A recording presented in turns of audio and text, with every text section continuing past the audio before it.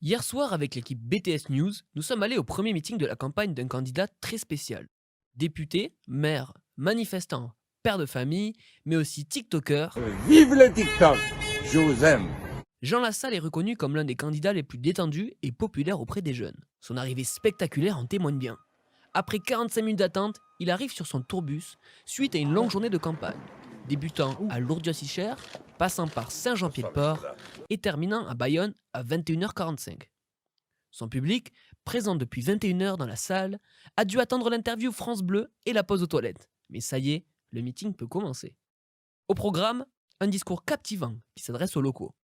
Bayonnaise, Bayonnais, Bayonne, Les projets de campagne, une foire aux questions, mais aussi un peu de ça. tantôt un avion.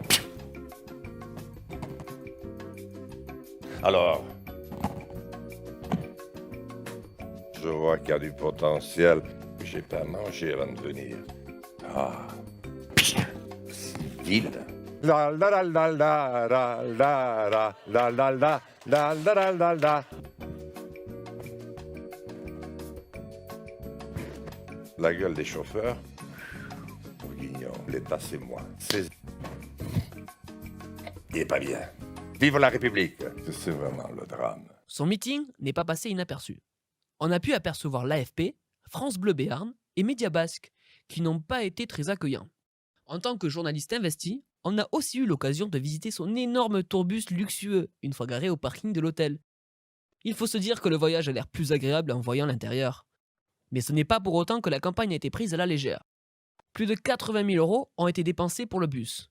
Le prestataire OnStage Communication se chargera de la sonorisation et de l'éclairage des rencontres dans toute la France. Contrairement aux autres médias, on a voulu parler à Jean. Mais forcément, vu qu'on ne s'est pas imposé, on a dû attendre notre tour. Et donc, on a dû s'occuper comme on pouvait.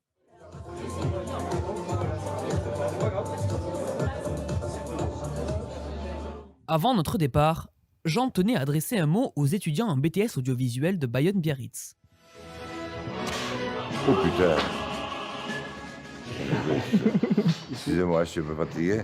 Je dis simplement, vous avez vraiment choisi la bonne voie. C'est une voie exigeante parce que c'est très difficile, parce que vous allez sonder l'humain, le vivant, le charnel, le vivant. Et c'est certainement le plus difficile. Mais rassurez-vous, c'est aussi le plus passionnant. C'est la vraie vie. Son voyage continuera encore un mois et couvrira 3000 km de territoire français, métropolitain et d'outre-mer.